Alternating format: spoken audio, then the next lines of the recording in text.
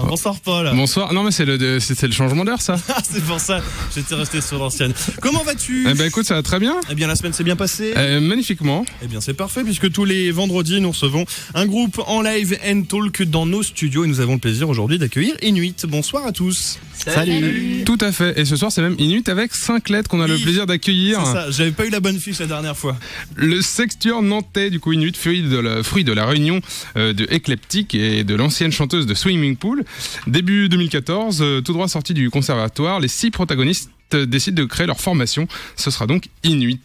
Le groupe se présente depuis comme un collectif où la création est au centre du jeu. Le jeu, parlons-en, il est furieusement addictif entre la voix enchanteresse de Clémence et les compositions aériennes de ses camarades. Maintenant, on n'a qu'une hâte, en entendre beaucoup plus. Bienvenue à tous.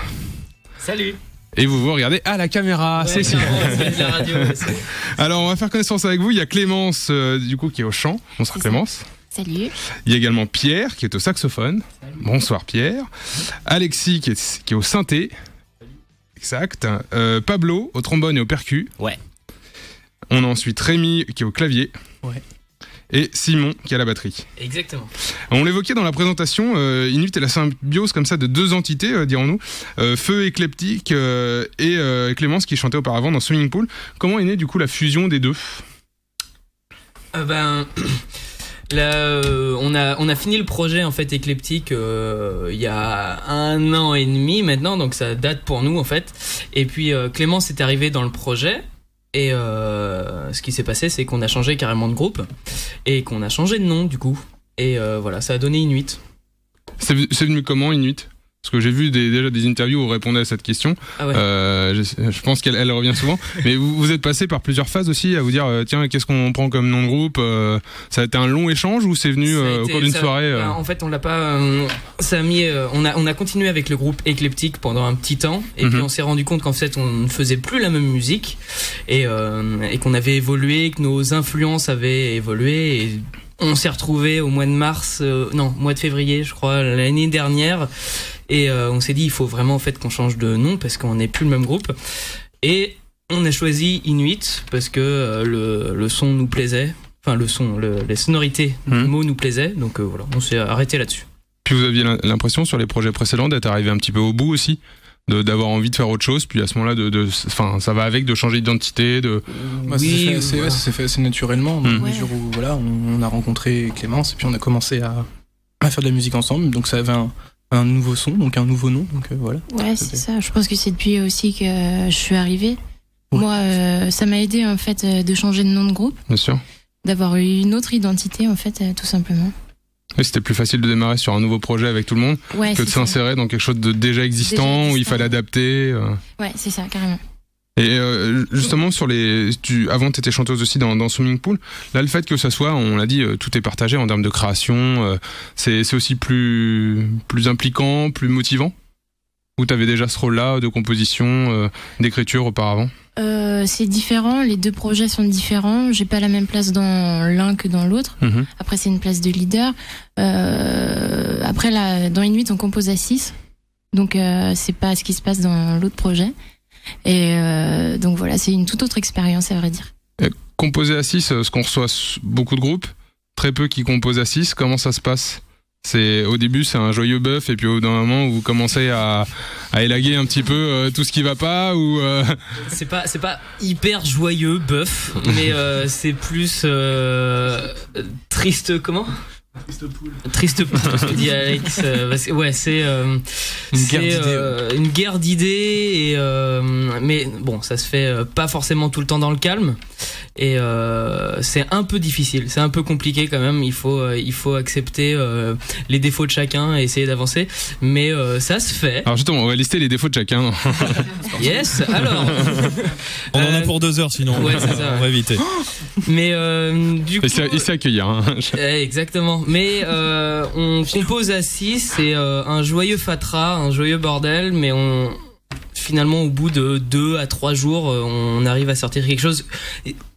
On sort le morceau que lorsque chacun des membres est content. Et satisfait de ce qu'il y a. Exactement. Il y a personne qui se force sur un morceau qui se dit bon, je fais celui-là pour leur faire plaisir. Au début, on peut peut-être se forcer, mais on arrive toujours à essayer de trouver des consensus. Le groupe fonctionne par consensus. J'aime beaucoup cette phrase. Ouais. Et je l'ai évoqué dans la présentation, vous avez tous fait le conservatoire. C'est là aussi que vous êtes connus, non ? C'est ça. Non. D'accord, donc c'était. dire qu'on a tous fait le conservatoire. Ah. Et voilà. C'est démasqué ce soir. C'est démasqué ce soir, je le dis. On n'a pas tous fait le conservatoire. Rémi. Vachement, moi j'ai fait le conservatoire. Ouais, Rémi il a fait le conservatoire. Ça se voit direct. Ça se voit ma tête quoi. Mais vous en jugerez sur les vidéos. Il y a Clémence qui est passée et qui prend quelques cours au conservatoire de chant, voilà. Mais finalement on est pas mal y être passé, mais pas tout le monde. Voilà.